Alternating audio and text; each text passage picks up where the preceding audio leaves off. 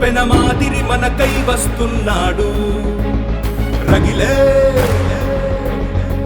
జ్వాలై మనకే తానే వెలుగవుతాడు